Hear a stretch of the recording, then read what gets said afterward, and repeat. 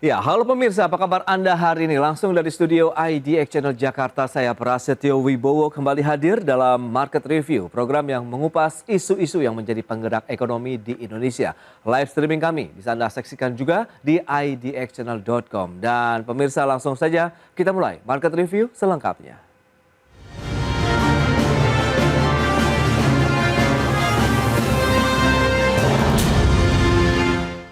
Ya, pemirsa, Kementerian Perhubungan dan Kementerian Perindustrian telah sepakat untuk menerapkan kebijakan kendaraan zero odol. Penerapan kendaraan zero over dimension, overloading bertujuan untuk meningkatkan keselamatan transportasi dan juga efisiensi distribusi logistik nasional.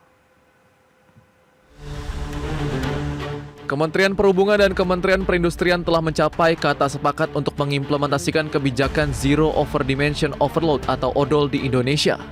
Langkah ini sekaligus membatasi truk modifikasi ilegal yang beroperasi di jalan raya. Kebijakan Zero Odol bagi kendaraan pengangkut barang ini sedianya diterapkan sejak tahun 2021 lalu, namun ditunda karena berbagai alasan termasuk adanya pandemi COVID-19 serta penolakan dari pelaku usaha.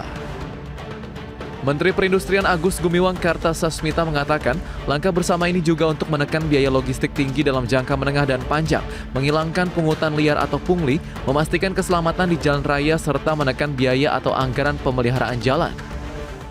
Hari ini memformalkan, meresmikan sebuah kesepakatan antara Kementerian Perhubungan dengan Kementerian Perindustrian bahwa sudah saatnya kebijakan zero odol itu diimplementasikan, dilaksanakan di lapangan. Sementara itu, fokus dari penerapan aturan zero odol adalah perusahaan logistik yang berpotensi menimbulkan kendaraan odol. Untuk itu, Kemenperin juga mendorong pemberian insentif untuk perusahaan logistik dalam penerapan zero odol, pengembangan sarana dan prasarana seperti peningkatan kualitas jalan, kesiapan armada, penguatan SDM, serta optimalisasi jembatan timbang. Jakarta, Adi Firmansyah, IDX Channel. Ya, sementara itu pemirsa, Menteri Perhubungan Dudi Purwagandi memberikan apresiasi atas kesepakatan bersama Kementerian Perindustrian terkait dengan penerapan zero odol. Pemerintah pun akan segera menerapkan aturan kendaraan zero odol secara penuh, tidak secara bertahap. Menteri Perhubungan Dudi Purwagandi menyambut baik kesepakatan bersama Kementerian Perindustrian untuk segera mengimplementasikan kebijakan kendaraan Zero Over Dimension Overloading di tanah air. Sebab langkah untuk memastikan keselamatan transportasi khususnya transportasi darat. Dudi menegaskan penerapan Zero Odol juga sebagai bentuk kepedulian dan komitmen pemerintah dalam mendengarkan serta menjawab keluhan masyarakat terkait operasional kendaraan odol di jalan raya. Pemerintah akan segera mengambil langkah konkret dengan menerapkan aturan kendaraan zero odol secara penuh tanpa melalui tahapan. Kementerian Perhubungan mengucapkan banyak terima kasih, mengapresiasi bahwa setelah sekian lama kami dan antara Kementerian Perindustrian dan Perhubungan melakukan rapat yang intensif, sampailah pada titik bahwa kami bersepakat bahwa penerapan zero odol harus segera dilaksanakan di lapangan, sehingga hal-hal yang berkaitan dengan zero odol selama ini pelan-pelan itu sudah mulai bisa teratasi. Apa yang menjadi keluhan masyarakat itu kami dari Kementerian Perindustrian dan Perhubungan sangat mendengarnya, dan ini adalah wujud dari komitmen kami. Dudi menambahkan Kemenhub juga akan menjalin kerjasama dengan stakeholder terkait lainnya guna memastikan pelaksanaan penerapan aturan kendaraan zero odol berjalan efektif di seluruh wilayah Indonesia. Jakarta, Adi Firmansyah, IDX Channel. Ya, pemirsa, untuk membahas tema kita kali ini, menanti efektivitas implementasi kebijakan zero odol, kita sudah tersambung melalui Zoom bersama dengan Bapak Dedi Herlambang. Beliau adalah Wakil Ketua Forum Transportasi Jalan dan Perkeretaapian Masyarakat Transportasi Indonesia (MTI). Halo Pak Dedi, apa kabar? Baik, kabar baik. Baik, terima kasih atas waktu yang disempatkan Pak Dedi. Sebelumnya kita akan mereview terlebih dahulu nih dari MTI terkait dengan kinerja transportasi darat terutama saat Ramadan ini kemudian menjelang libur mudik Lebaran. Silakan Pak. Ya, baik. Memang kita masih prihatin ya, karena masih banyak kejadian atau tragedi kecelakaan diakibatkan oleh truk-truk odol. Jadi overdimension, overloading. Jadi yang terakhir odol itu juga yang paling parah, yang menyebabkan fatalitas itu ada di tol Jagorawi. Itu yang sangat parah. Jadi, itu tapi setelah itu sebenarnya juga banyak ya truk odol yang ada kegagalan pengereman dan lain-lain. Tapi untuk petanya sebenarnya pemetaannya sebenarnya sudah kita dari Kementerian Perhubungan itu sebenarnya sudah memberikan master plan untuk zero odol itu 2019. Lalu dari Kemenperin itu keberatan karena memang dari perindustrian tidak siap, sehingga mundur lagi tahun 2023 ya, mungkin karena memang kita harus akui bahwa untuk pemberantasan atau zero odol langsung itu tidak semudah itu. Memang perlu etape atau step by step ya, mungkin per 3 tahun atau 5 tahun atau mungkin 10 tahun bisa sama sekali zero, karena kan ada beberapa kontrak-kontrak pengangkutan ya, baik itu proyek, baik itu sembako atau logistik komersial, itu kan biasanya kontraknya itu kan per tahun. Nah itu kan juga tidak mungkin. Nah, itu mungkin ada yang long term atau multi years ya. Kalau langsung zero odol itu sebenarnya nanti bisa mengganggu kinerja mobilitas logistik itu sendiri. Jadi dari 2019 lalu petanya lalu mundur lagi 2023 1 Januari. Tetapi 1 Januari ternyata juga tidak ada action sama sekali untuk zero odolnya. Tapi karena setelah 2023 sampai sekarang 2025 ternyata memang banyak ribuan kecelakaan yang diakibatkan oleh truk-truk odol, sehingga truk odol ini memang bukan domain perhubungan saja, tetapi juga pemilik barang atau pemilik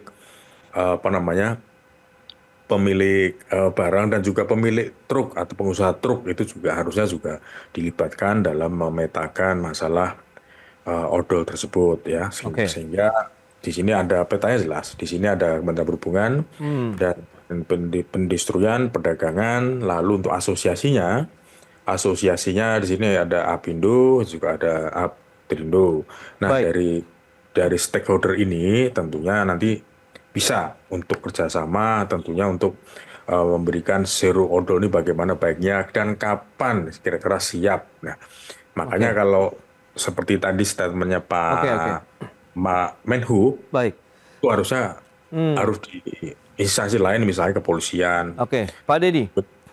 Ya, ini beberapa data yang menarik untuk dicermati. Tapi kita sudah bergabung juga ini narasumber berikutnya, ada Pak Gemilang Tarigan. Beliau adalah Ketua Umum Asosiasi Pengusaha Truk Indonesia atau Aprindo begitu. Kita akan tanyakan secara langsung begitu ya, sebagai mereka operator dari kendaraan-kendaraan besar atau truk di lapangan. Halo Pak Gemilang, apa kabar? Kabar baik, Mas. Baik, terima kasih atas waktu yang disempatkan Pak Gemilang. Tadi sudah kita bahas terkait dengan upaya penerapan ataupun implementasi dari kebijakan kendaraan zero over dimension overloading ini. Nah, kalau kita review terlebih dahulu dari Anda begitu, bagaimana sih update dari sektor usaha angkutan truk nih yang mungkin bisa disampaikan kepada pemirsa Pak Gemilang hingga saat ini? Silakan. Iya, terima kasih, Mas. Selamat pagi, Pak Deddy Herlambang. Pagi, Pak. Ya, sebetulnya kami dari Asosiasi Pengusaha Truk sangat gembira dengan adanya program Zero Odol ini, di mana sudah sejak tahun 2017 kita mengikuti program ini. Tapi sayangnya ini program nggak berhasil dilaksanakan. Pada waktu itu kita sudah memotongin kendaraan kita, tetapi justru bermasalah. Kendaraan yang sudah dipotong yang panjangnya kelebihan panjang kita potong. Masalahnya pertama kita tidak dapat muatan. Kedua, kesulitan kita mengenai surat-surat menyuratnya, Mas, kalau mau dinormalkan begitu bukan otomatis dapat surat resmi dari pemerintah bahwa mobil ini sudah harus mengikuti panjang lagi dan bahkan nggak Oke. terselesaikan. Inilah birokrasi kita yang sangat repot yang kita hadapi. Begitu kira-kira. Baik, Mas. baik. Nah, terkait dengan penerapan dari kebijakan zero odol tadi sudah ada kesepakatan kan dari Kementerian Perhubungan, Kementerian Perindustrian begitu, nanti penerapannya ini akan secara penuh begitu, tidak ada tahapan-tahapan lagi begitu, Pak Gemilang. Menurut Anda ini menjadi suatu hal yang memang Anda sampaikan tadi kan sebenarnya apresiasinya cukup positif dengan kebijakan ini nih, Pak Gemilang. Ya, kami sebetulnya kalau melihat situasi yang ada dengan adanya optimis bahwa penerapan 100% bisa dilakukan secara serentak, mungkin ya saya kurang yakin ini akan berhasil. Kenapa? Karena sebetulnya sudah lama kami sampaikan bahwa ada prasyarat untuk melaksanakan ini. Pertama, aturan di negeri kita ini ada namanya MST. MST kita itu 8-10, 8 ton dan 10 ton dalam kelas jalannya. Ini diterapkan, daya angkut kita ini sangat rendah. Sehingga ini ditolak oleh pengguna jasa kita. Karena seperti diketahui kemarin, kalau kita lihat kasus yang terakhir yang dipresentasikan oleh Wamen pada waktu rapat, bahwa air dalam kemasan itu dimuat 20 ton. Padahal buku kirnya cuma 10 ton. Artinya kan 2 kali lipat nih, Mas.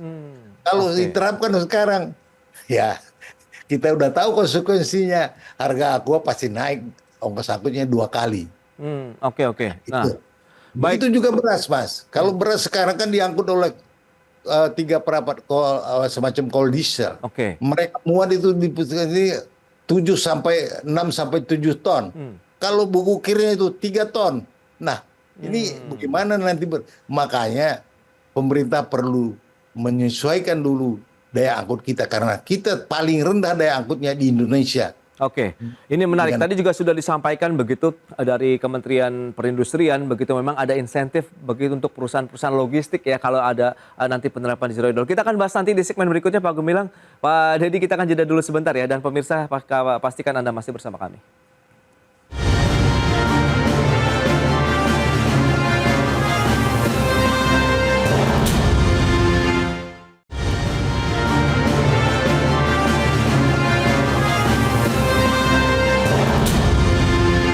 Ya, terima kasih Anda masih bergabung bersama kami dalam Market Review. Kita lanjutkan kembali perbincangan bersama dengan Bapak Gemilang Tarigan, Ketua Umum Asosiasi Pengusaha Truk Indonesia Aptrindo, kemudian Pak Dedi Herlambang, Wakil Ketua Forum Transportasi Jalan dan Perkereta Tepian Masyarakat Transportasi Indonesia. Nah, Pak Dedi, tadi sudah disampaikan begitu upaya-upaya yang juga dilakukan oleh teman-teman Aptrindo begitu untuk bisa mengatasi tidak terjadinya kendaraan-kendaraan yang over dimensi, kemudian over angkutan juga loading begitu di sana. Nah, Anda melihat lebih kepada sisi yang mana nih yang harus segera dijaga begitu sehingga tidak ada lagi ya kendaraan-kendaraan yang kelebihan muatan, kelebihan kapasitasnya begitu, Pak.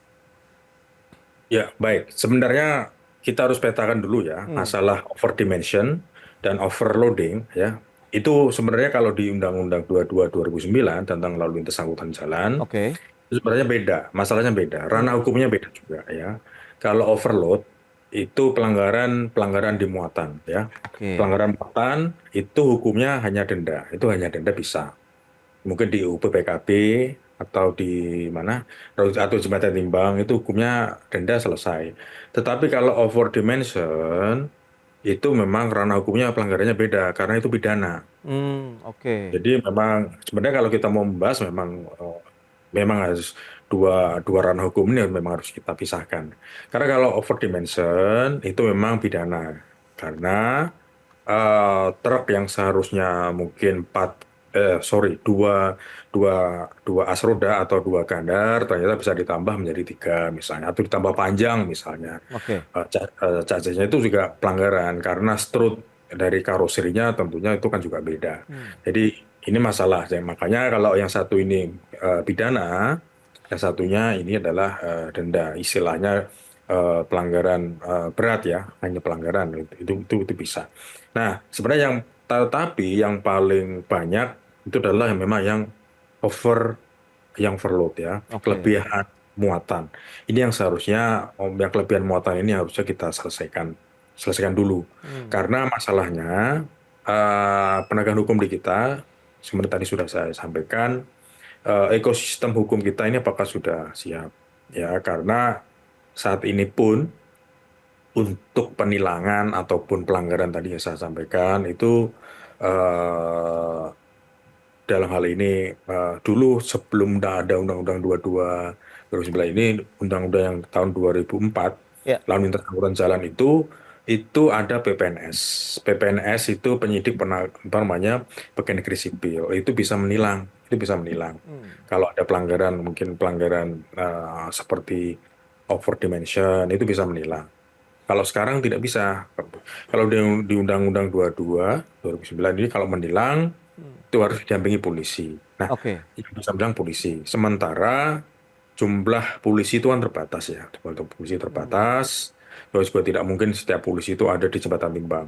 Lagi pula tidak semua truk itu mau masuk di jembatan timbang atau UPPKB. Kita sudah sering lihat beberapa video, di media sosial, truk-truk itu tidak mau masuk jembatan timbang dan juga tidak ada sanksinya karena memang di sub-sub itu memang tidak punya kewenangan hukum untuk menyidik atau menilang ya. Oke. Yang lebih menyidik kalau dulu kan ada kewajiban harus wajib masuk jembatan timbang. Oke. Nah, sekarang tidak ada. Sehingga sulit bagi kita untuk menindak mereka yang overload ya. Baik, Pak Deddy. Hal berat berarti Ya. kan ada denda. Oke, kita ke Pak Gemilang lagi. Nah, Pak Gemilang, sebenarnya upaya dari teman-teman Aptrindo sendiri, Anda begitu untuk bisa bagaimana memberikan satu arahan begitu kepada para anggota begitu pada saat implementasi zero odol, kemudian bagaimana tidak ada lagi truk-truk yang kelebihan kapasitas, kelebihan dimensinya sendiri, itu sudah sejauh mana, Pak? Sebetulnya kalau masalah overload ini lebih cenderung kepada masalah persaingan, Mas. Oke. Persaingan karena jumlah truk ini sekarang juga udah 6,5 juta di seluruh Indonesia. Oke. Dan ini saya nggak tahu nih, kelihatannya utilisasinya juga rendah. Karena semua orang boleh memiliki truk. Karena ada 3 pemilik truk ini. Satu badan hukum untuk logistik, ada juga badan hukum untuk kumpulan sendiri seperti pabrik semen, pabrik baja punya sendiri, kemudian perorangan. Semuanya bisa angkut barang dan menyewakan ini. Padahal sebetulnya dalam undang-undang itu hanya plat kuning yang bisa menarik ongkos. Tetap mereka yang mempunyai truk sendiri juga balikannya barangnya diantar untuk keperluan sendiri, pulangnya ngambil ongkos juga. Apalagi ya, ini sehingga rimbanya di lapangan itu sangat bervariasi. Nah, kemudian pabrik ini sendiri juga bersaing di antara mereka. Mereka seperti kita lihat air minum dalam kemasan itu juga melakukan overload karena bersaing di antara mereka. Kalau dia tidak melakukan cara-cara yang sama, tentunya dikalah bersaing. Nah, ini kompleks masalahnya. Kita itu sebagai pengangkut tunduk bagaimana kata pelanggan kita. Karena apa yang kita sediakan diminta oleh pelanggan kita. Kalau orang lain bisa, kamu kenapa nggak bisa? Itu kira-kira begitulah yang terjadi. Baik. Nah, strateginya seperti apa supaya bisa mengentaskan permasalahan tadi, tingkat persaingan yang semakin ketat, kompetitif, kemudian tapi kan kita harus tetap mengutamakan unsur keselamatan, begitu keamanan berkendara di lalu lintas. Kita bahas nanti di segmen berikutnya. Pak Gemilang, Pak Deddy, kita akan jeda kembali sebentar. Pemirsa, tetaplah bersama kami.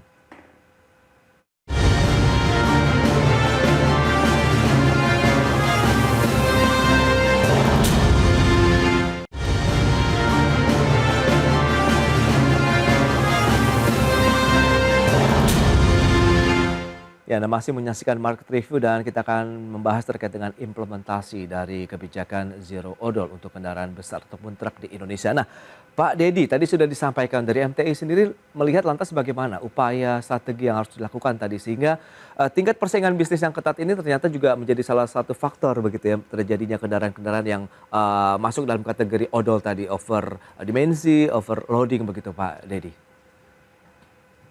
Baik, sebenarnya ini sudah kita suarakan lama juga ya. Memang ada kekhawatiran kalau misalnya zero odol ini benar-benar diberlakukan Oke. akan terjadi inflasi misalnya. Itu kemungkinan bisa. Tapi karena kita bukan ekonom, Ya, tetapi ya. paling tidak kita udah tahu seperti tadi sudah disampaikan oleh Pak Tarigan ya. Misalnya kalau untuk air minum saja yang misalnya seharusnya untuk izin surutnya itu misalnya 10 ton izin truk, tapi ternyata sampai 20 ya Oke. dengan ongkos sewa yang sama. Lalu kalau kita breakdown berarti per botol per liternya tentunya kalau misalnya overload biasanya jatuhnya akan lebih murah. Tapi kalau misalnya kita tertib ya tentunya akan lebih mahal. Demikian juga mungkin sembako yang lain ya, minyak goreng atau mungkin beras itu kan juga kemudian juga kontraktor-kontraktor BUMN pun juga sebenarnya mereka sebenarnya juga overload semua Oke. ya. Jadi makanya kita harus kritisi dan juga harus kreatif untuk mensiasati ini bagaimana. Maka saya juga tidak bisa yakin bahwa kalau zero odol ini benar-benar langsung seperti tombol on off itu tidak mungkin. Makanya perlu staging atau pentahapan mungkin 5 tahun target odolnya berapa persen, mungkin 50% dulu misalnya atau 30% dulu, berikutnya tahun berikutnya Oke. 70% sampai 100% seperti itu. Nah, untuk mensiasatinya sebenarnya kalau itu memang dikeluhkan oleh pengusaha juga atau nanti jatuhnya nanti akan jadi korban juga masyarakat juga sebagai pengguna atau sebagai end usernya ya. Jadi Ya. sebaiknya memang sudah kita suarakan, memang khusus untuk sembako katakanlah barang-barang pokok itu memang harusnya mendapat subsidi dari pemerintah. Makanya tidak ada kekhawatiran untuk takut inflasi lah atau takut barang mahal misalnya itu kan bisa disiasati. Karena kita juga perhatiin juga dengan truk-truk itu ya, dengan pengusaha truk atau dengan kru truk. Ya. Kalau di jalan non tol mereka banyak bayar di jalan, habis di jalan untuk Oke. membayar beberapa pos-pos itu. Tapi kalau di jalan tolnya mahal, sehingga juga bingung juga ini lewat Ya, biasa ya, atau ya. tol misalnya. Baik. Kalau untuk situ memang harusnya pemerintah paling tidak kalau mau lewat Ya, tol ada ya, diskon tarif tol misalnya, ya, ya. atau mungkin bahkan disubsidi misalnya bisa lebih murah, karena seperti itu. Baik, baik. Ini menarik Pak Dedi. Seperti yang sudah disampaikan oleh Pak Gemilang Tarigan tadi, cukup kompleks begitu kejadian yang di lapangan. Nah, Pak Gemilang, lantas bagaimana kalau memang ini akhirnya akan diterapkan? Sejauh ini sudah ada sosialisasi informasi bahwa akan diterapkan pada saat momentum mudik Lebaran tahun ini kah atau setelah Lebaran begitu? Kalau Anda sudah mendapatkan informasi bahwa benar-benar ini kan tadi dikatakan tidak bertahap tapi langsung full power begitu untuk penerapan zero odol. Eh, Penerapan ini kami dengar dari media massa ya, pada suatu pembicaraan. Oke. Namun sebagai apa kami untuk melakukan ini tentunya harus ada strategi ya Mas ya. Pertama menggunakan penerapan manifest angkutan darat secara digital. Oke.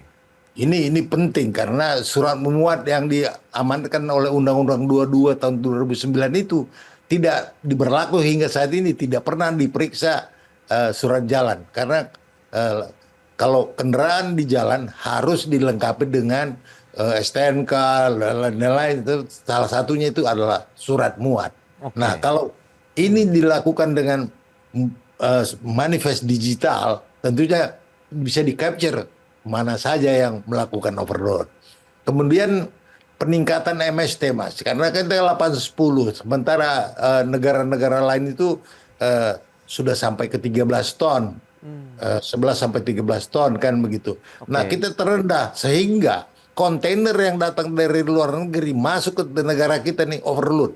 Jadi itu pun juga masalah. Jadi kita mau dan tentunya ada jaringan jalan logistik. Kalau di pelabuhan MST-nya di atas 10 ton, di atas 13 ton. Karena kalau nggak, keren-keren itu juga akan tidak bisa berjalan.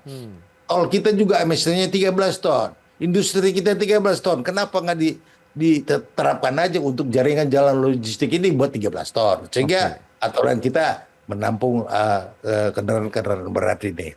Kemudian ada juga misalnya kalau menurut kami penerapan odol ini baiknya per produk strategi. Untuk koridor ini kita coba dulu. Semen misalnya. Mari kita tungguin pabrik semen ini di pintunya sana, nggak ada yang lewat overload. Seperti Gubernur Jabar sarankan jangan melakukan penyetopan di jalan, ketemu di pintu pabrik aja kita tungguin itu. Gitu. Ya, makasih. Ya itu dia, berarti memang kita butuh satu kesiapan yang lebih matang begitu, dan semoga ini juga menjadi perhatian dari pemerintah, apalagi dari Kementerian Perindustrian dan Kementerian Perhubungan yang sudah mencapai kata sepakat begitu untuk penerapannya di lapangan. Jadi benar-benar semuanya tersosialisasi dengan baik. Tadi infrastrukturnya juga mendukung begitu yang sudah disampaikan dari MTI tadi ya Pak Dedi ya. Baik, sayang sekali waktu terbatas ini Pak Gemilang. Pak Dedi, terima kasih banyak atas update informasi yang sudah diberikan kepada pemirsa pada hari ini. Selamat melanjutkan aktivitas Anda kembali. Salam sehat, sampai berjumpa kembali Pak Gemilang. Terima kasih Pak Dedi.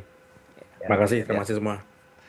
Baik pemirsa, jangan beranjak dari tempat Anda karena sesaat lagi kami masih akan kembali dengan tema menarik lainnya terkait dengan pemerintah yang menjamin stabilitas pangan hingga Lebaran 2025.